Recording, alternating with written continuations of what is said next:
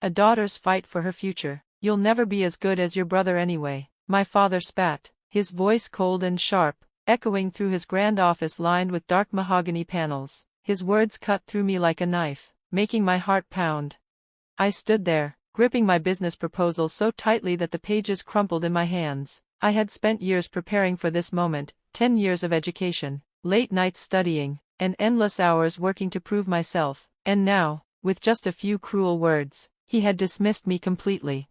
In the corner of the room, my younger brother Jacob sat in an expensive leather armchair. He avoided my gaze, his fingers fidgeting with his phone, pretending not to hear the conversation, but I knew he heard every word. How could he not? My father's voice carried through the room with the force of finality.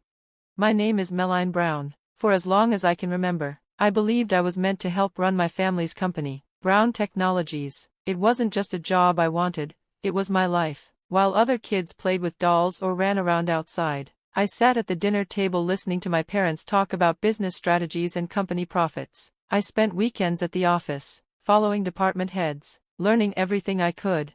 Unlike Jacob, who had no real interest in the company, I had worked for this. I had done everything right, graduated at the top of my class from a prestigious business school, interned at leading tech firms, and even learned Mandarin to help with our company's expansion in Asia. Yet, here I was, standing before my father, watching him look at me as if none of it mattered, because, to him, it didn't. "Dad, just look at my proposal," I said, trying to keep my voice calm and steady. "The market analysis shows." "Enough." His hands sliced through the air, silencing me. "I've already decided. Jacob will take over as COO next month. You, Mandarin, should focus on something more important, finding a good husband. That's what your mother and I want for you." I felt the words like a slap to my face. My grip tightened around my proposal. My mind raced. I had spent my entire life proving I was capable, but in my father's eyes, the only future I should aim for was marriage.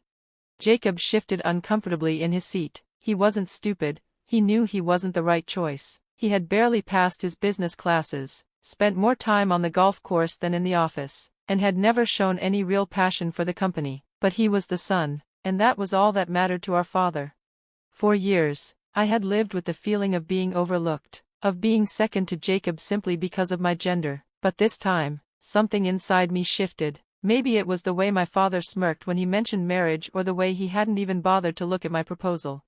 A strange sense of calm settled over me. I finally understood something I hadn't wanted to admit before. No matter how hard I worked, no matter how much I achieved, I would never be enough in his eyes. I took a deep breath and let go of the crumpled pages, smoothing them out. "You're right," I said softly, my voice steady. My father raised an eyebrow, surprised by my sudden agreement. I should focus on my future. I stepped forward and placed the proposal on his desk. Then, without another word, I turned and walked out of his office. Behind me, I heard him chuckle, as if he thought he had finally convinced me to follow his wishes.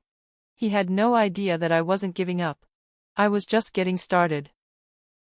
The sweet taste of revenge. I kept my face calm, giving nothing away. Around me, the room buzzed with laughter and clinking glasses, a celebration that none of them realized was marking my father's downfall. They toasted to the future, oblivious to the truth, and I intended to keep it that way.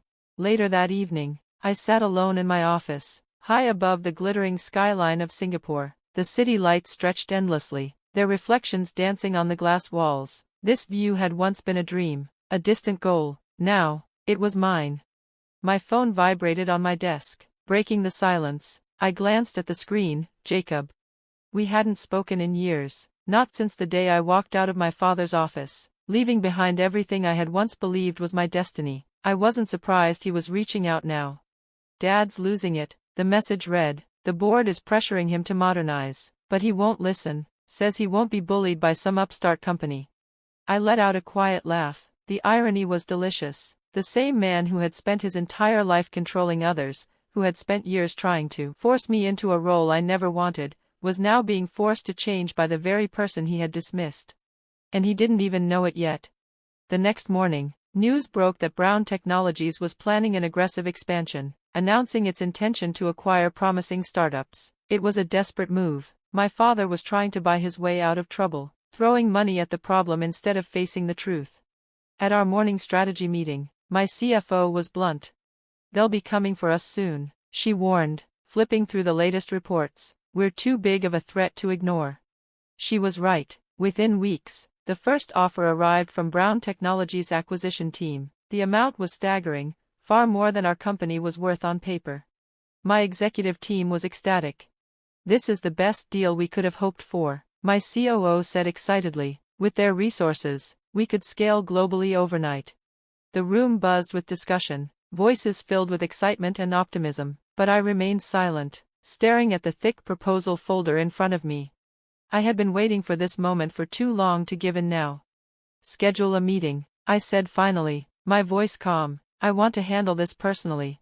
My team exchanged surprised glances. I usually stayed out of acquisition talks, preferring to let my executives handle negotiations, but they didn't question me. They had learned to trust my instincts, even when they didn't understand them.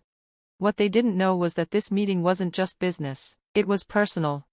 That night, I stepped out onto my balcony, letting the cool air brush against my skin. The city stretched below me, alive and pulsing with energy. I thought about the day I had walked out of my father's office, about the doubt and fear that had followed me for so long.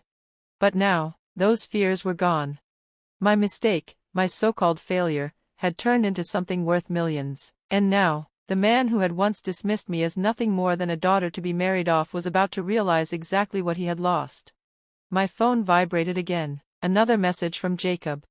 "Dad's flying to Singapore for the acquisition meeting. Says he needs to handle this personally." I smiled. Perfect. It was time for a long overdue family reunion. The morning of the meeting arrived, bringing an electric tension to the office. Our headquarters was sleek and modern, a stark contrast to the traditional, wood-paneled world of Brown Technologies. My team sat poised in the large conference room, tablets in hand, ready to hear the offer. And then, he walked in. Walter Brown, my father.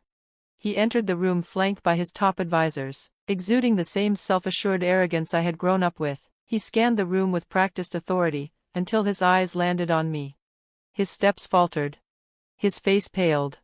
I sat calmly at the head of the table, my hands folded neatly in front of me. I had waited a long time for this moment, and I intended to enjoy every second of it.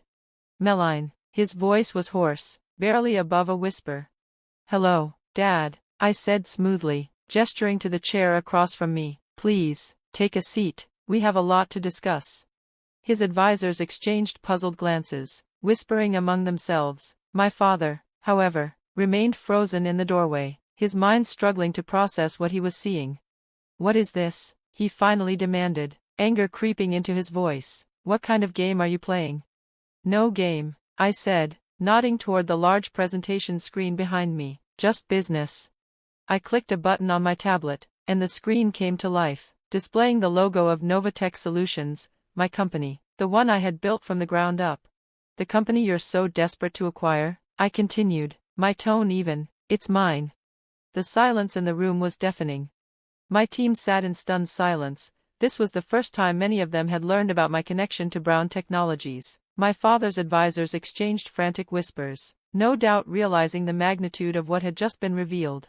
"Impossible," my father finally said, shaking his head. "You couldn't have." "Why?" I asked, tilting my head. "Because I'm a woman? Because I built something without you?" One of his advisors cleared his throat awkwardly. "Miss Brown, regardless of personal history, we're here to discuss a serious business proposition." "Of course," I replied smoothly. "Let's discuss how my company has captured 40% of the market share in just a few years, or how our AI-driven platform has rendered your entire business model obsolete." My father's face turned red. "You did this to destroy me," he said, his voice low with barely restrained fury. "No," I said, my smile fading. "I did this because you refused to believe in me, so I built a company better than yours, more innovative, more successful, and now, the board that once ignored me is begging you to buy me out." His hands curled into fists. "Name your price," he growled. "Everyone has one." I rose to my feet, straightening my blazer. "That's where you're wrong," I said quietly. "This was never about money. This company is my legacy, the one you refused to let me build with you." I walked around the table until I stood directly in front of him. "Your offer is declined." His mouth opened, then closed, For the first time in my life, I saw something I never thought I'd see in my father's eyes. Fear.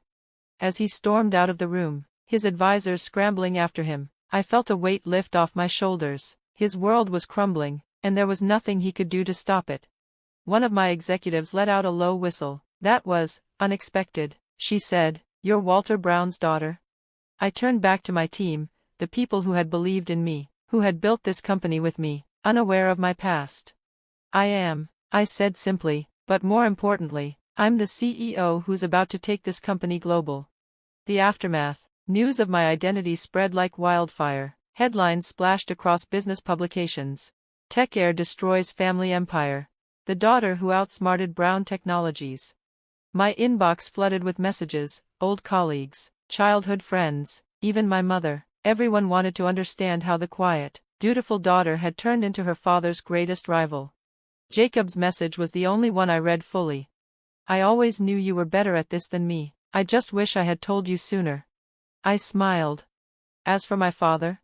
He spent his days in his study, surrounded by the dark mahogany panels of his past, watching the company he built crumble under the weight of his own arrogance.